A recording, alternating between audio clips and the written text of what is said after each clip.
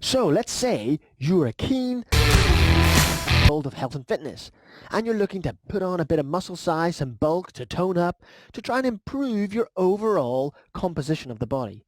Well, perhaps one of the most well-known things is that people look to eat as much protein as they can. Is that right? What is the right kind of protein to eat, and how much should I take? Well, as we know, many foods have protein in them, both from the animal and the plant food kingdoms. In terms of which is the best, to be honest, that's open to debate. We hear all kinds of things such as protein digestibility, we hear things such as the bioavailability of that protein, and also the biological value.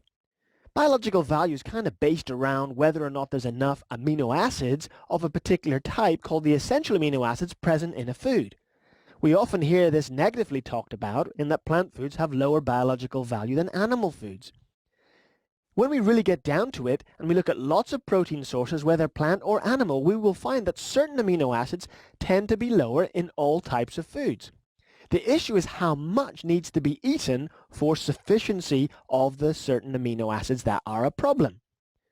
In animal foods, such as cheese, for example, which tends to be known as a high-fat, high-protein source of food, there are still certain amino acids that exist in relatively low amounts, such as tryptophan.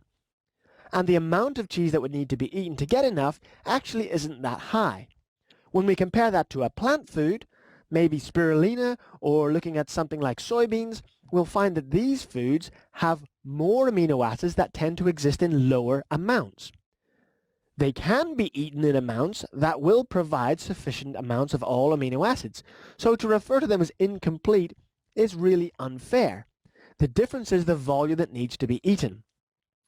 Many foods that are called incomplete or that have lower biological value actually have all of the amino acids that the body needs.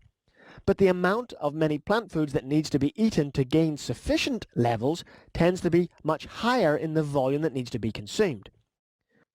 So if you're looking to vary your diet to ensure you're getting plenty of protein, by all means eat foods from both plant and animal sources, or one or the other.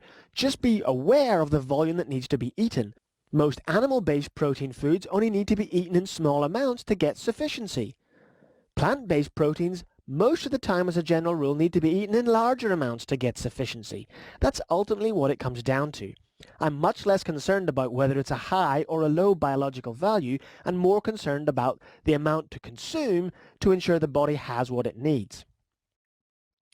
If we're looking at different types of athletes, such as an endurance athlete versus a strength athlete, or someone seeking muscle building like a bodybuilder, then the amounts of protein required may vary to some degree.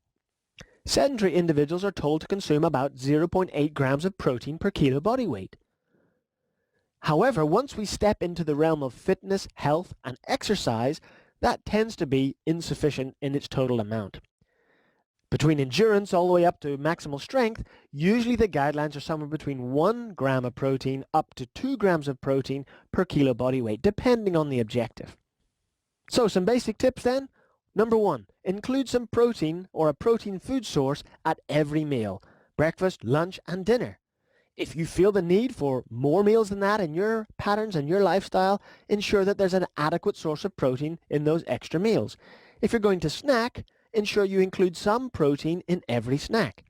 That way we're spreading our protein intake across the day, ensuring the body has a plentiful supply in which to maximize muscle protein synthesis, to help the muscle tissues to grow, but also to ensure that we optimize our key growth periods throughout a 24-hour period, not just before or after exercise. Another common mistake. I'll get my protein before I train, and then after I train, and outside of that, I'm not really thinking about it. Not effective. What is effective is considering the 24-hour growth cycle. There will be times in our day where we produce muscle tissue or repair muscle tissue at a faster rate than others. And that tends to link in with our sleep and activity and stress cycles. Perhaps a discussion for another day. So get out there, evaluate your meal intake, and choose a system or a pattern or plan where you can ensure you're getting adequate protein from real foods throughout your 24-hour period.